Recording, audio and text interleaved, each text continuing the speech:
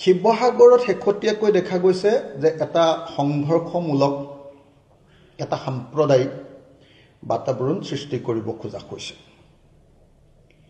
আৰু সেই গোটেই বাতাবৰণটো শিৱসাগৰৰ মানুহে বুজি উঠিছে যে সেইটো হিমন্ত বিশ্ব শৰ্মা চৰকাৰখনৰ পৃষ্ঠপোষকতাতে গঢ়ি উঠিছে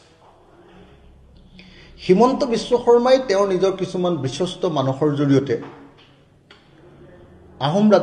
ৰাজত্বৰ আটাইতকৈ দীঘলীয়া সময়ৰ ৰাজধানী য'ৰ পৰা অসমীয়া জাতি গঠন প্ৰক্ৰিয়া আৰম্ভ হৈছিল আৰু শেষ হৈছিল যে আহোমে সকলোকে লগত লৈ অসমীয়া জাতিটো গঢ়ি তুলিছিলে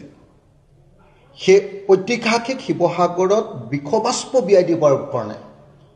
হিন্দু মুছলমানৰ সংঘাত আৰু বিভিন্ন জাতি জনগোষ্ঠীৰ মাজত সংঘাত সৃষ্টি কৰিবৰ কাৰণে যোৱা কিছুদিন ধৰি যথেষ্ট পৰিমাণে চেষ্টা কৰি আছে শিৱসাগৰখনক বাছি লোৱাৰ কাৰণ বোধহয় যেহেতু অখিল গগৈয়ে উচ্ছেদৰ বিৰোধিতা কৰি আছে যেটো শিৱসাগৰে গোটেই উজনি অসমৰ জাতীয়তাবাদী মানুহবিলাকক প্ৰভাৱিত কৰি আছে শিৱসাগৰে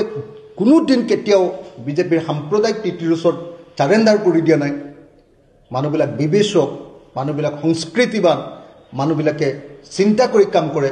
সেইকাৰণে কিছুমান মানুহৰ জৰিয়তে তাত হিন্দু মুছলমানৰ সংঘাত লগাব খোজা হৈছে মই হিন্দু মুছলমানৰ সংঘাত লগাব খোজা প্ৰত্যেকটো পক্ষ এই কাম নকৰিবৰ কাৰণে আহ্বান জনাইছোঁ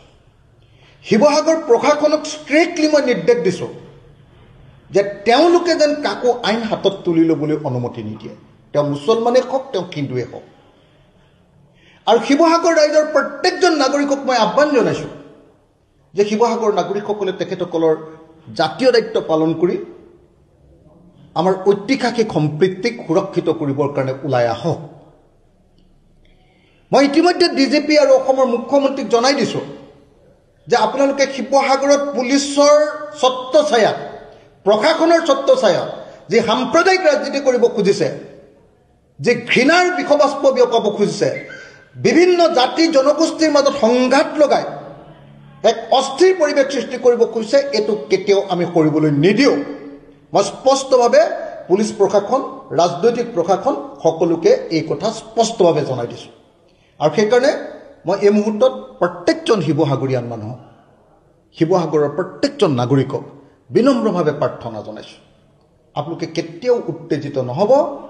আৰু কোনো মানুহৰ সাম্প্ৰদায়িক কথাত আপোনালোকে কেতিয়াও উত্তেজিত নকৰিব হিন্দু হওক মুছলমান হওক খ্ৰীষ্টিয়ান হওক জৈন হওক এই আটাইকেইটা জনগোষ্ঠী আনকি শিখ জনগোষ্ঠীৰ মানুহো শিখ সম্প্ৰদায়ৰ মানুহো আমাৰ তাত আছে গতিকে কোনো পধ্যে যাতে এই জনগোষ্ঠী বা ধৰ্ম সম্প্ৰদায়বিলাকৰ মাজত সংঘাত হ'ব নোৱাৰে তাৰ কাৰণে আমি প্ৰত্যেকজন শিৱসাগৰৰ সচেতন নাগৰিকে আমি চেষ্টা কৰিব লাগিব সেইকাৰণে এই মুহূৰ্তত মই শিৱসাগৰত ঘটি থকা ঘটনাবিলাকক লৈ উদ্বেগ প্ৰকাশ কৰিছোঁ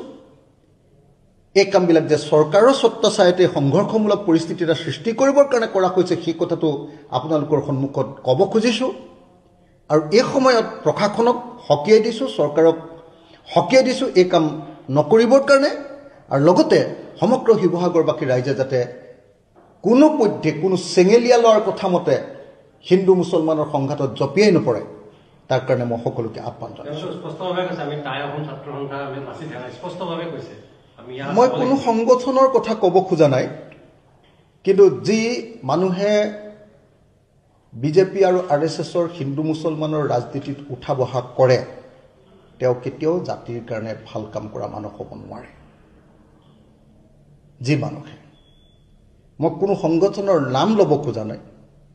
কিন্তু যিবিলাক মানুহে চৰকাৰৰ কথা মতে উঠা বহা কৰে আৰু চৰকাৰৰ পৃষ্ঠপোষকতাত জাতি আৰু জাতিৰ মাজত সংঘৰ্ষ লগাবৰ কাৰণে পৃষ্ঠভূমি তৈয়াৰ কৰে তেওঁলোক সঁচাকৈ জাতীয় শত্ৰু গতিকে মই প্ৰত্যেকজন শিৱসাগৰৰ ৰাইজক কোনো ধৰণৰ উত্তেজিত বক্তব্যত উত্তেজিত আৰু আৱেগিক নহ'বৰ কাৰণে সকলোকে মই আহ্বান জনাইছোঁ আৰু হিন্দু মুছলমান সকলো ৰাইজকে ক'ব খুজিছোঁ যে কাৰো কথাত আপোনালোকে কেতিয়াও কোনো পক্ষই কেতিয়াও কোনো উত্তেজনামূলক কাম সংঘাতমূলক কাম সংঘৰ্ষমূলক কাম শিৱসাগৰৰ ঐতিহাসিক আহোম ৰাজত্বৰ সেই শিৱসাগৰৰ অসমীয়া জাতি গঠনৰ সেই পৃষ্ঠভূমি তৈয়াৰ কৰা সেই শিৱসাগৰৰ পৰা যাতে সদায় সম্প্ৰীতিৰ বাতাবৰণহে সৃষ্টি হয়, কোনো সংঘৰ্ষ, কোনো উগ্ৰ উত্তেজিত সাম্প্ৰদায়িক বক্তব্যই যাতে আমাক প্ৰভাৱিত কৰি সংঘাতলৈ লৈ যাব নোৱাৰে, তাৰ কাৰণে মই সকলোকে